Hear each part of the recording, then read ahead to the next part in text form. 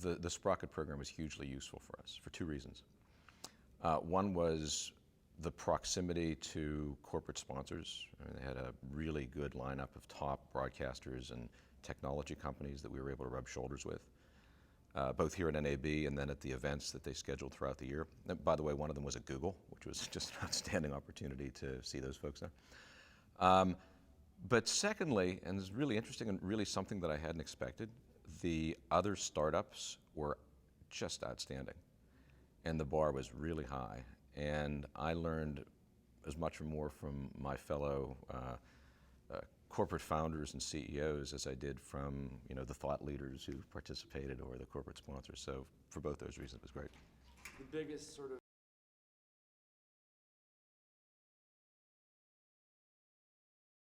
Yeah. I mean, so that's what my company is all about, is creating an audience engagement platform, building community with not just broadcasters, but print and web publishers, finding the affinity groups that they speak to, whether it's the audience for broadcasters or whether it's brand enthusiasts for corporate companies or the readership of print publications, and trying to build a digital portal for them to engage those folks. we seem to have progressed from this place.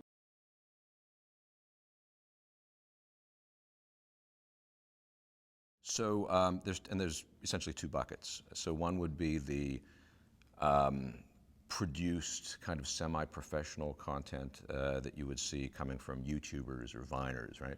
Folks who are, their talent or their emerging talent or their aspiring talent, they're trying to build a following to further their career or to monetize that content. And then there's everything else. So that would include photos, videos, text generated by regular folks, either as a response to events that they witness. Could be a celebrity sighting, it could be traffic, could be weather, what have you. And that is really the raw material that broadcasters deal with respect to UGC, not so much the semi-professional content. And so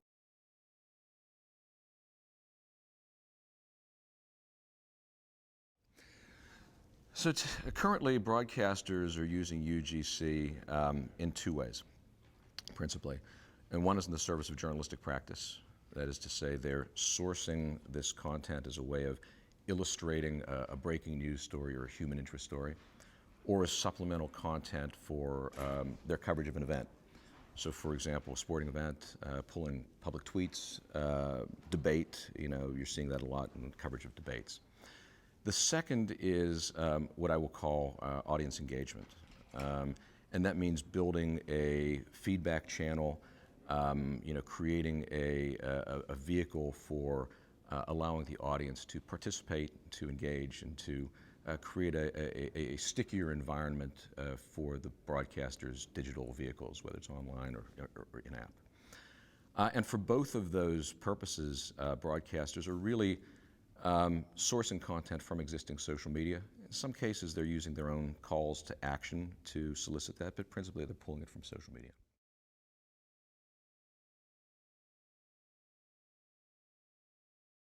So let me speak to the challenges that broadcasters face from UGC. And you talk to any broadcaster, they'll generally say the same thing.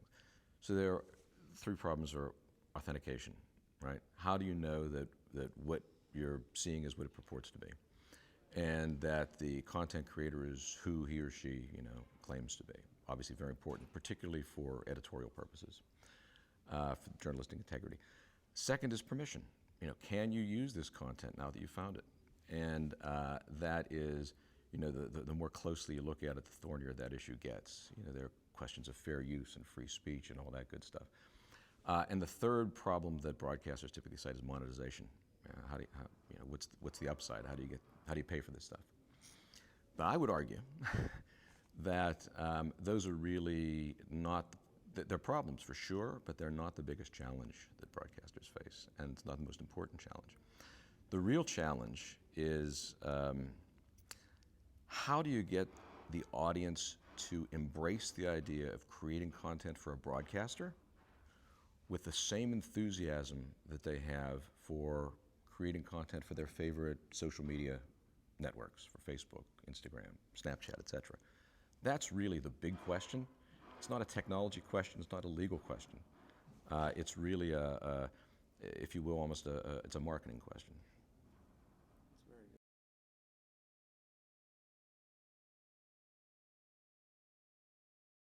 it's very good. So the biggest opportunity for broadcasters in this area is also the biggest challenge, right? It's solving that problem of the alignment of interests.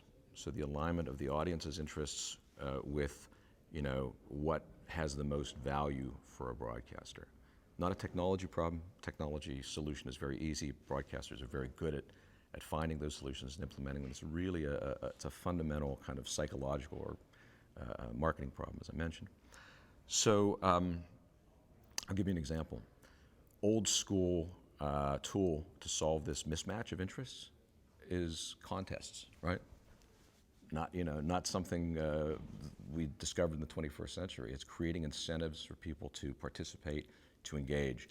Submit your favorite photo or video of X, win a valuable prize from Y.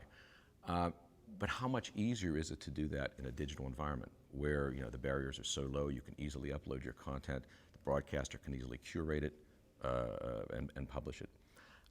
Another great example, one that we're working very closely around is local sports. So on the one hand, you have an avid affinity group, an enthusiastic fan base of high school athletes, students, family, friends, parents, who eagerly go to the games, capture imagery, comment on it, share. So that's on the supply side.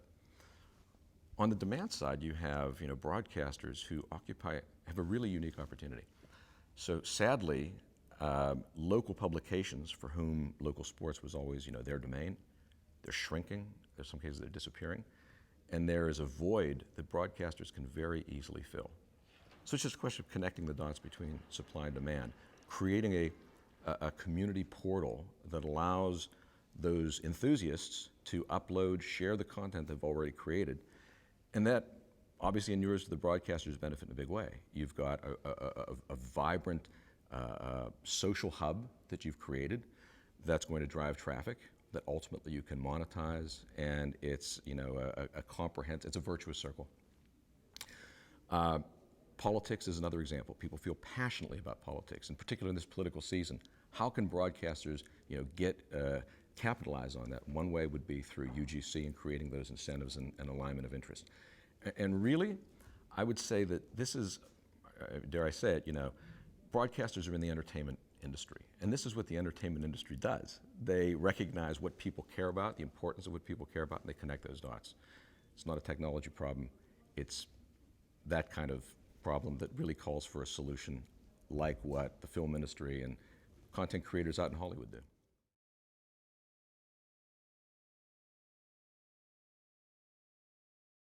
That's exactly right. And the great thing about UGC and the sort of a key word that always emerges in these conversations is authenticity. It's the real deal. It's real stuff. And how valuable is that? And it's a great opportunity for broadcasters to use that to leverage it. There's